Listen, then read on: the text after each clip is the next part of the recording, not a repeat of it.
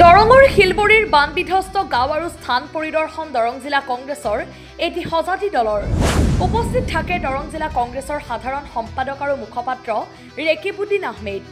লগতে উপস্থিত থাকে শ্যামপুৰ জিলা পৰিষদৰ সদস্য নীলুৰা ইয়াসমিন আৰু শিলবৰী গাঁও পঞ্চায়তৰ আঞ্চলিক পঞ্চায়তৰ সদস্য মইজুদ্দিন আহমেদ। ২ নম্বৰ কছাৰী ভেটিটোপ অঞ্চলৰ বানত ক্ষতি হোৱা সকলৰ উপযুক্ত ক্ষতি পূৰণৰ ব্যৱস্থা কৰাৰ আশ্বাস প্ৰদান। অতি শীঘ্ৰেই জিলা প্ৰশাসন তথা বিভাগীয় কৰ্তৃপক্ষৰ ওচৰত এই বিষয়ে অৱগত কৰাই সমাধান কৰিব লাগিব বুলি জিলা কংগ্ৰেছৰ মুখপাত্ৰগৰাকীয়ে জানিবলৈ দিয়ে। আনহাতে পশুধন আৰু পশুখাদ্যৰ ব্যৱস্থা কৰা হ'ব বুলি জনায়। ছিঙি যোৱা মথাউৰিৰ অংশখিনি পুনৰ নিৰ্মাণ কৰিবলৈ প্ৰচেষ্টা লোৱা হ'ব বুলি সদৰি কৰে। অন্যথা পৰৱৰ্তী সময়ত বৃহত্তৰ এলেকাৰ কৃষিভূমি আৰু অন্যান্য সম্পত্তিৰ ক্ষতি হোৱাৰ আশংকা আছে। নিউজ ডেস্ক ৰিপৰ্ট টি সংবাদ। ইয়াতে বিস্তীৰ্ণ কৃষিভূমি অনিষ্ট হৈছে। মৰাদনশ্ৰীৰ যিটো কোবাল সোঁত বাৰণি পানীৰ কাৰণে হৈছে।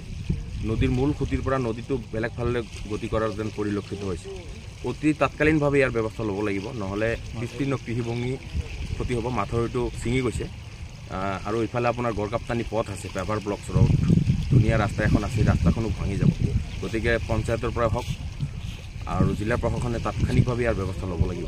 আমি জিলা প্ৰশাসনত জিলা পৰিষদৰ সদস্য আছে, আঞ্চলিক পঞ্চায়ত সদস্য, পঞ্চায়তৰ ৱাৰ্ডৰ সদস্য, ইয়াত দলগাঁও সমষ্টিৰ বিধায়ক ডাঙৰীয়া, তেওঁলোকে তাৎকালীনভাৱে ইয়াৰ বিধি ব্যৱস্থা নল'লে হয়তো পৰৱৰ্তী সময়ত যদি আকৌ পানী আহে তেতিয়াহ'লে এই বৃহত্তৰ খেতিয়কসকলৰ কৃষিভূমিখিনি অনিষ্ট সাধন হোৱাটো নিশ্চিত।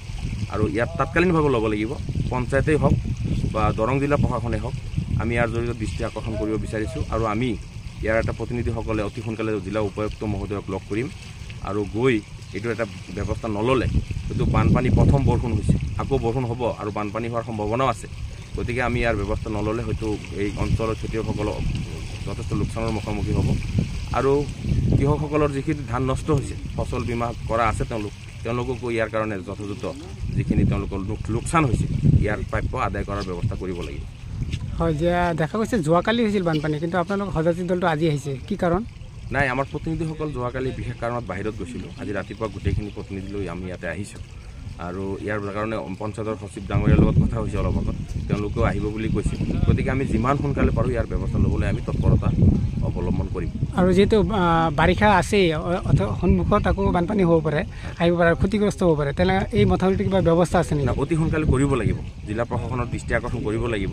কাৰণ ইয়াত বহুত খেতিয়কৰ খেতি মাটিখিনি আছে, পঞ্চায়তৰ যিহেতু বডিও হোৱা নাই।